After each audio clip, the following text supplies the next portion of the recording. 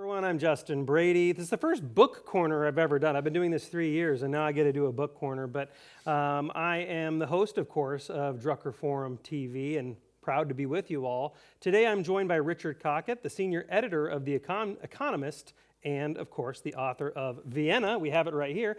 Vienna, How the City of Ideas Created the Modern World. And it's actually a really fascinating book. The first thing I want to ask you about is, you taught me a lot about the Viennese people and the city of Vienna that I was completely off my radar. I had no idea. And so you make this incredible tie, and so I'll just ask this in the form of a question, but how did the American innovative movement, the American innovation, actually came from old school 1930s Vienna? Can you explain that? Yeah, I mean, we're here at Peter Drucker Forum, and of course the link here is that Peter Drucker was, of course, born and raised in Vienna. He left the city pretty early on. He was only 18, then spent several years in Britain, and then was America. But in fact, I've never met an American who knows Peter Drucker was actually born in Vienna and was, in fact, Austrian. So a lot of this has been completely lost in time. So what I'm basically excavating is the roots of many of the people who made modern American business, in particular consumer culture. And many of the Viennese emigrated to Britain and America, after the First World War. Mm-hmm. Vienna was impoverished, defeated in the First World War, with very few opportunities here for bright young people. So, of course, they all started going off, and America was the new world and the land of opportunity, so a lot of them went off there. But they took Vienna with them, and they took all the latest cutting-edge methodologies and subjects, sciences that they learned in Vienna to America. America lapped it up. And what the Viennese were particularly good at was applying the new methodologies, new sciences that they'd learnt in Vienna to American business. And the biggest example of this is, of course, psychoanalysis and psychology, invented, of course, here in Vienna by Freud. And what Viennese, like particularly Ernst Dichter and another chap called Eddie Bernays did, was apply psychoanalysis to American business, therefore inventing essentially the modern advertising, market research, consumer research, marketing, etc., etc. Eddie Bernays is usually called the father of public relations. So, and of course you wouldn't know it because they're just called. Who knew that Ernst Dichter was born in Vienna again? So they had a huge impact on American business. Yeah, it did. And salesmanship, marketing. As I say, the advertising industry, the focus group was invented here, for instance, taken to America. Focus group? The focus That's group crazy. was invented here by Austrians called Paul Lazarsfeld and then his colleague Herta Herzog. And Herta Herzog, in particular, refined the focus group to America, and she was called the Queen of Madison Avenue for her avenues because she was the highest ranking woman on Madison Avenue and ran the first advertising think tanks on Madison Avenue in the 1950s and 60s. The only woman essentially. Oh, she gets a nod in Mad Men, the series. Now you have Americans' attention. It's really interesting taking a journey through Viennese culture, Austrian culture, and seeing all this, like you mentioned Freud. Like I completely forgot that Freud was Austrian. And there are all these scientific, business, arts, innovation, and cultural movements that came from Vienna culture. One particularly interesting one, and this is something I'm passionate about, is the Viennese really understood the connection between fine arts and music and business. And that's something you go into a little bit. I wonder if you could unpack that for us just a bit, because they blended everything: fine arts, music, business, science. The leitmotif, working practice of the Viennese intellectuals of this period, cultural producers, and Peter Drucker was a very good example of this, is that they knew no barriers in their intellectual lives. So for them there was no today's distinctions between humanities and the sciences, or the arts and everything else, or culture and sciences, did not exist So they were taught to think in the round without any barriers. And this was by design. This was their education, and so most of them went to the University of Vienna. And the University of Vienna only had 4 faculties. So it had the Faculty of Medicine and Pharmacology, so obviously that was tailored specifically towards becoming a doctor or a dentist or something. You had a Faculty of Divinity, obviously for priests. You had a Faculty of Law, which was mainly tailored for people who wanted to be lawyers. And then it had a 4th faculty, which was by far the largest, for Faculty of Philosophy.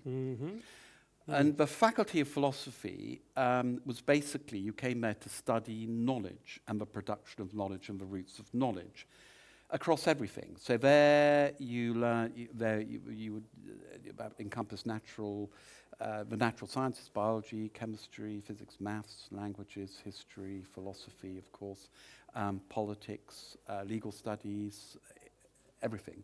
So when they were in there, they were taught to roam across all these subjects. Right. So they were. Drucker talks a lot about, his great phrases for knowledge worker. That's where the knowledge. Right. It was in their DNA. That was their training, their praxis, and they were all, of course, that encompassed music as well. So most of these Viennese were very, very accomplished musicians. A lot of them. Karl Popper, the philosopher, for instance, could have been a concert grade pianist. Ludwig Wittgenstein came from an incredibly musical family. He was a world-class whistler, so we're told by whistler? Collins. Yeah, he was a fantastic whistler. Others could have been played all in string quartets or played for cello, etc. I don't know about Drucker. I didn't know that whistling was this really amazing skill. I can whistle. No, he was a very high class. I'm pretty good at whistling. According to We're not going to do that today, but I'm pretty good at whistling. To his peers. I want to. You mentioned the collision of all these ideas. No bounds, no boundaries at all. And one of the areas this happened in Vienna was what you write about cafe culture. Yeah. Like they had this cafe culture. You actually say a really interesting thing. That it resembled a modern-day co-working space, and because it promotes all these collision of free exchange of ideas via informal gathering. Yeah. So I have to ask you, because there's a lot of people talking about remote work. Is that a threat to remote work? Like we're getting, remote work, is that threatening the cafe culture? Is it threatening the collision, the informal collision of ideas? Should we bring back cafe culture into the United States to encourage better ideas? Cafe culture, cafe culture was great because basically it was democracy of knowledge. Yeah. So you would, a famous figure, Ludwig von Mises, for instance, or Freud, they would have pick a cafe, or not, the architects have their own cafe. They would go there, they would usually be there at a table between the hours of, whatever it is, 4 or 5, 4 to 6, and then anyone could go in, and for a price of a melange, they could listen to basically informal discussions, lectures between the great man, and it was usually a man and his acolytes, and anyone who wanted to go along and learn about it. And there they all discuss things. But the point is about these cafes is that everyone was free to go there and mix, architects, economists, whatever your profession, musicians, opera critics, etc. So everybody was weighing in from different angles with different perspectives. And so it's out of the clash of ideas, the clash of disciplines, that the new disciplines and basically modernism emerged. And that happened in the coffee houses of Vienna. So I think they should be. And the thing is, probably a lesson for our time is that these discussions were bounded, they were geographically bounded within the coffee house. Right. There were certain protocols, rules, rituals, which had to be obeyed and observed in these cafes, which meant that, ideas could be heavily contested. There were big arguments, and these people were big egos with sort of big clashes. But they managed to find a way through and went back to the cafe next day, even if, they'd had a sort of rough afternoon being ideologically assaulted by other people. So it was a way of managing disagreement, managing challenges, managing intellectual wrangling, which I think we could really benefit from today. idea of the entrepreneur. Drucker spoke about this. Yep. It comes out of the Austrian school, Absolutely. I think, and this is what you discussed. Yeah, so Drucker, this was the culture in which he was born in, that he was surrounded by. Yeah. Everyone knows Drucker, they know what he contributed, which was clearly a lot, but a lot of people don't fully understand the fact that he was in this culture and he was absorbing a lot of this, and he popularized and led a lot of these ideas. I was hoping you could unpack that a little bit too. It's a fascinating story. Yeah, I mean, he was Drucker, of course, was part of this culture. He was a polymath. It's interesting, you know, Peter Drucker, he's now known as the guru of management studies, management studies. But, of course, Drucker was he was essentially a political philosopher in the Viennese tradition of being a philosopher. He thought about the world, and he thought particularly about the challenges to civilization, as all these Austrians did during the 1930s and 40s, as Vienna was overwhelmed by totalitarianism, fascism and communism. And all his early work was like Hayek and Schumpeter and all these other people, Karl Polanyi, all the other great thinkers that came out of Vienna at this time, was about, you know, analyzing this great confrontation of the time with totalitarianism, and then how to surmount that, what had to change in order to vanquish these obviously murderous and destructive ideas. So that was his quest for the first 15, 20 years of his life. That's what he was thinking about when he wrote his key book, The Concept of a Corporation, The Study of General Motors, published in 1946. So management studies was an incidental consequence of his real work, philosophical work, of looking at the world in the totality, as the Viennese did, as to analyze, you know, the roots of totalitarianism, why it had taken such firm hold of Austria and Central Europe, and then what to do about it eventually. So that's the way to understand Drucker. And if you understand Drucker, if you think of him as a political philosopher who happened to then invent the